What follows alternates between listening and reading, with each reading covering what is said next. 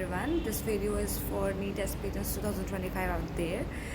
Like they keep asking about कि क्या पढ़ना चाहिए थी, क्या करना चाहिए, लास्ट का टाइम है, बहुत कम टाइम है, हम सब कुछ कवर नहीं कर पाएंगे, सो क्या क्या चीज़ें हमें कवर करनी चाहिए. So this video is for that.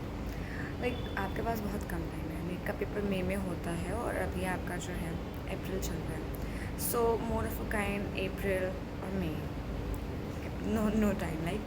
सो इस टाइम पे आप ज़्यादा से ज़्यादा टेस्ट सीरीज़ दो. नो मैटर आपने कितना परसेंट सिलेबस कवर किया है. If you covered 60 to 80% of syllabus और उससे ऊँचा मतलब उससे ऊपर भी आपने कर रखा है, सो गुड. आप टेस्ट सीरीज़ दो, टेस्ट सीरीज़ दो, एनालाइज करो. टेस्ट सीरीज़ देने से मतलब नहीं होता है. टेस्ट सीरीज़ दो, फिर उसको आकर के एनालाइज़ करो कि अगर कुछ गलत हुआ है तो क्यों गलत हुआ है, क्या आपने उसको पूरा नहीं पढ़ा, या पढ़ा पर वो कॉन्सेप्ट नहीं पता था, या वो टॉपिक आपने नहीं पढ़ा था, या फिर वो चीज़ें आपको आती थी, आप कन्फ्यूजन में गलत किए, या फिर आप नर्वस होकर गलत किए, या फिर आपने सिर्फ ऊपर के 2 ऑप्शन पढ़े, तीसरा अप्रोप्रिएट ऑप्शन नहीं पढ़ा और आपने ऊपर में ही टिक कर दिया. ये सारी चीज़ें अपनी एनालाइज़ करो.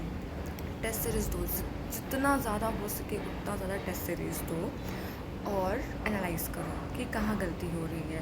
दूसरे, अगर आपको फिर भी टाइम मिलता है तो जो चीज़ आपकी कवर नहीं है, जो टॉपिक से आपके क्वेश्चंस गलत हो रहे हैं, उनके वीडियो लेक्चर्स लगा के पढ़ो, या फिर अगर उसके ऑफलाइन लेक्चर्स अवेलेबल हैं तो वहाँ से पढ़ो, उनको कवर करने की कोशिश करो अगर वो आपके मार्क्स ज़्यादा डिटोरिएट करते हैं तो. अदरवाइज़ अपने स्ट्रॉन्ग चीज़ों को और स्ट्रॉन्ग बनाओ. Keep revising everything. आपके शॉर्ट नोट्स अगर आपके पास हो, नहीं हो तो फिर बहुत सारे शॉर्ट नोट्स मिलते हैं मार्केट में अवेलेबल हैं, उनसे पढ़ो. बट चीज़ों को रिवाइज़ करो, टेस्ट सीरीज़ दो. ये टाइम अभी रिवाइज एंड टेस्ट सीरीज़ का है. That's it. All the best.